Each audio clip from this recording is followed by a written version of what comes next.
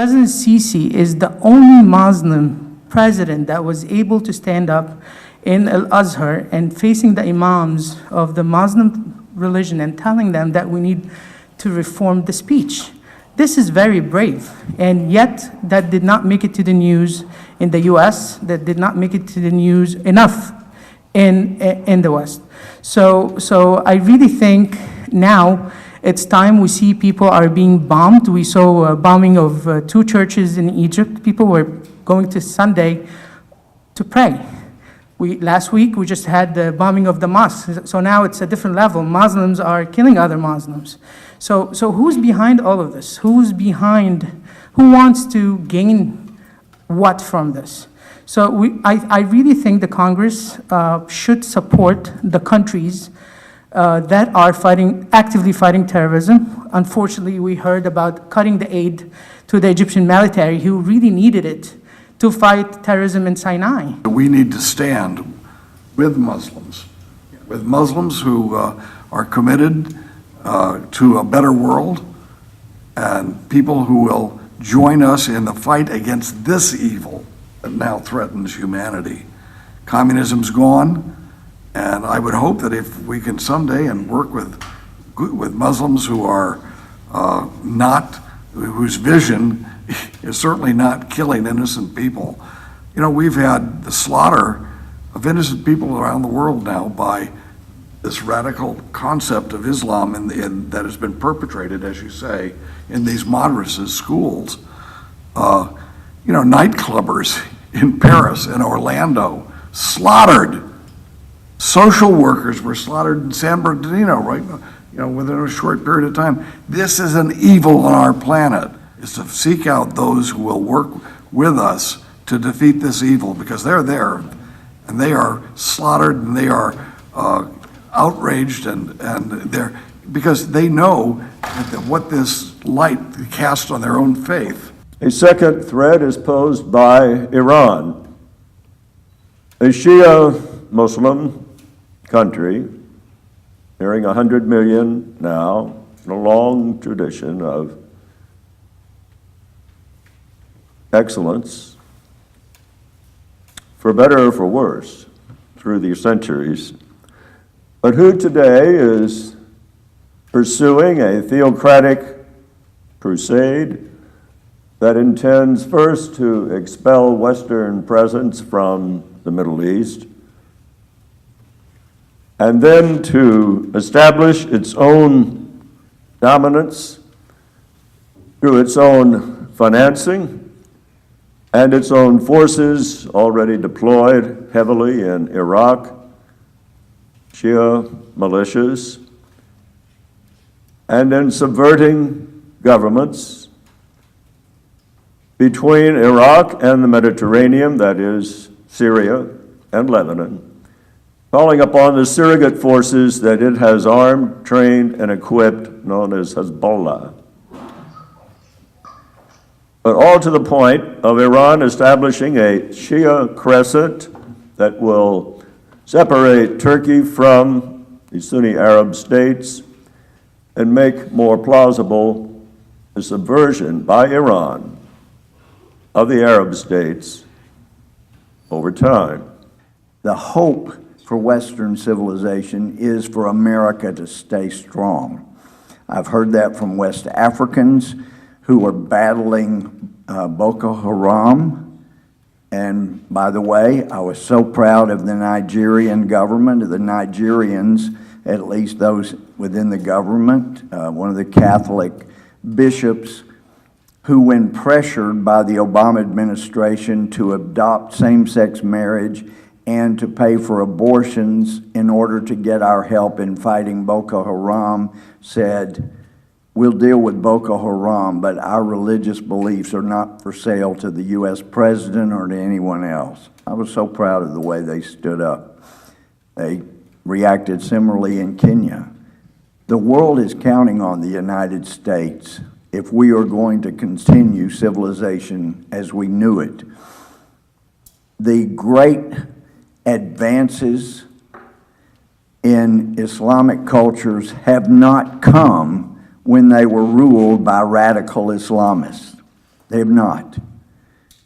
If we're going to see civilization survive with freedom, with liberty, with the things we've come to love in those places around the world that have freedom, America has got to get back to having its eyes wide open, to understanding where the threat is, to understanding which people in our government have their eyes wide shut, and remove them from places of prominence, and getting people in who recognize those who want to kill us and end our form of civilization. Help President Trump establish the Trump Doctrine.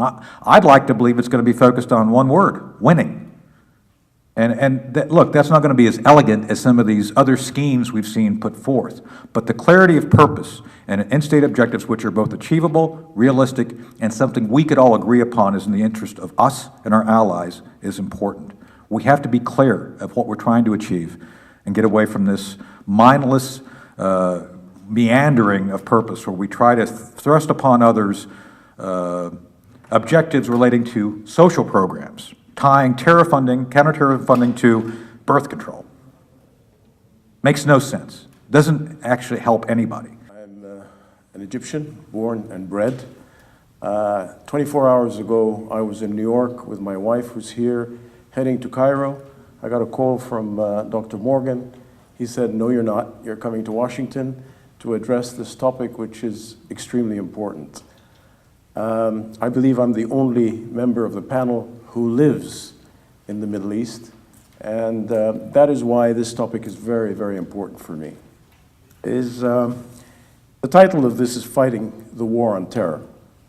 Let me say that I would personally think a more appropriate title was How to Defeat Terrorism and Eradicate It. It is very important, and I agree with the Congressman that we need to work together on that. Why? There are three fundamental facts that I hope many of you are going to agree with me about. Number one, terror knows no God and knows no religion. Number two, we are advancing so fast on technology that, thank God, we are at this phase so that we can collaborate together. Technology is a good thing for humanity, but technology can be used very badly by terrorists. And as we move forward, unless we wake up to this threat now, not tomorrow, then we may pay a very, very high price, which requires greater collaboration between nations, specifically the United States and Egypt. The United States is the superpower of the world. Egypt is a power in the Middle East. It's the linchpin of stability and security in the Middle East. And unless that cooperation is translated into on-the-ground initiatives, we all lose. Do not forget, Morsi, the president of the Muslim Brotherhood, was recruited right here in California. There are many facts that are not out there in the public domain. The third point, which I would say, is that I want to remind everyone what the Muslim Brotherhood said, and it's recorded. The Muslim Brotherhood said when President Sisi was elected as president in Egypt that they will do everything in their power to undermine Sisi and the state. That is what is going on now. But the fact is, and I live there, the Egyptian people are standing by their president. They will not go back to an organization which wanted to change the identity of Egyptians that have been on this planet for over 5,000 years. My worry is there is not enough collaboration, and the messaging sometimes coming out of Washington is not the messaging that is useful for the collaboration that I am sort of indicating. Let me give you an example. When US Congress, for example, freezes aid to Egypt, who benefits? What's the message? And let me be very also blunt.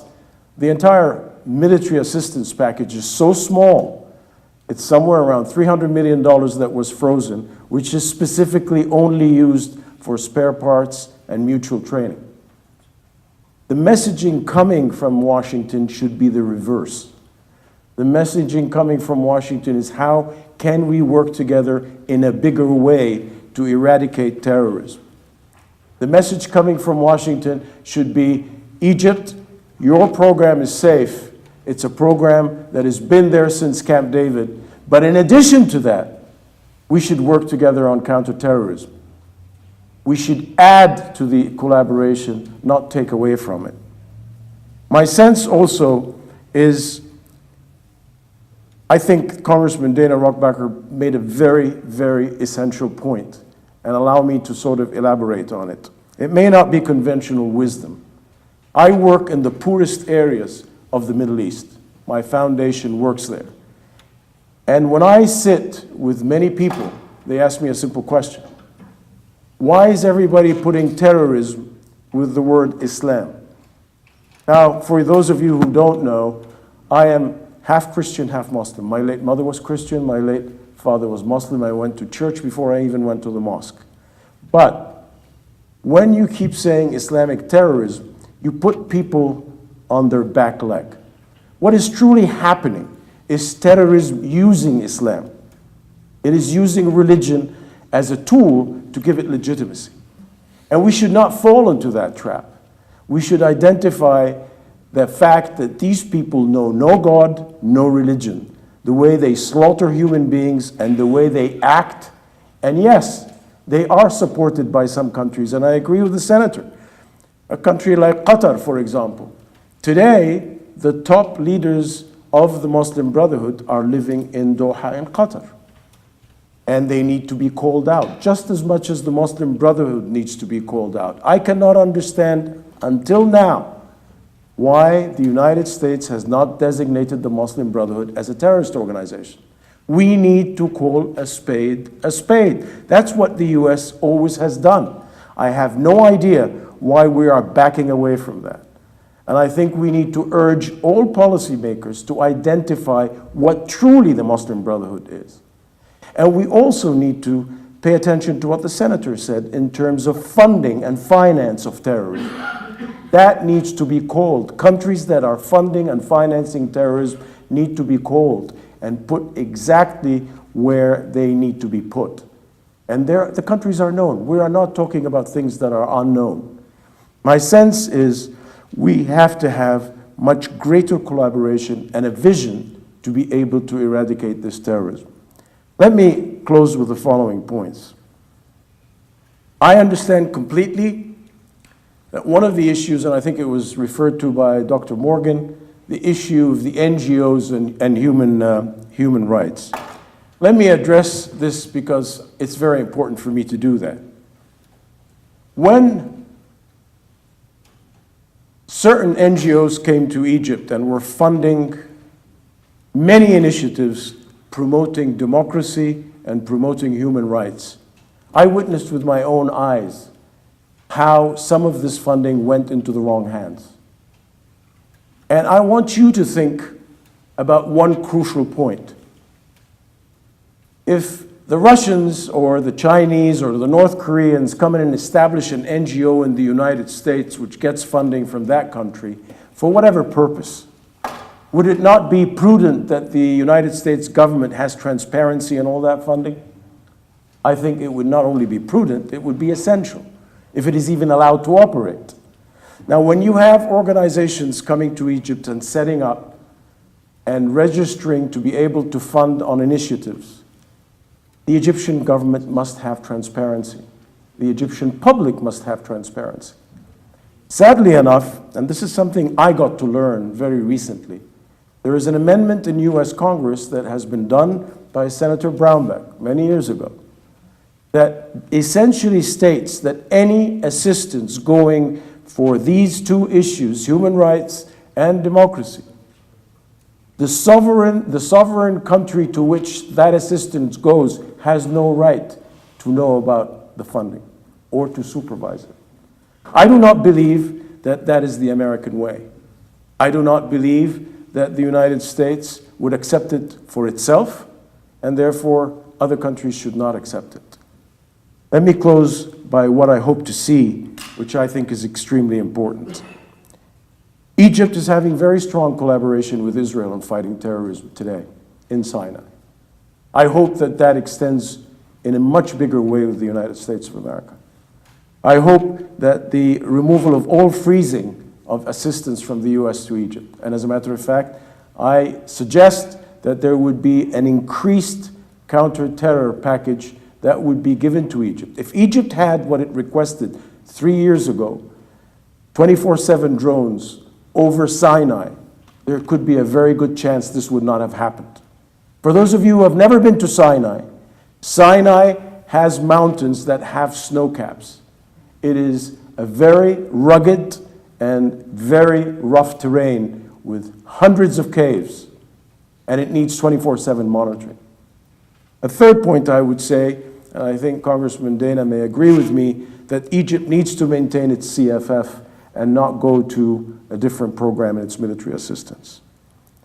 Finally, I sincerely hope that the United States considers to designate the Muslim Brotherhood as a terrorist organization and to also identify any funding by any sovereign state or organization that funds terrorism.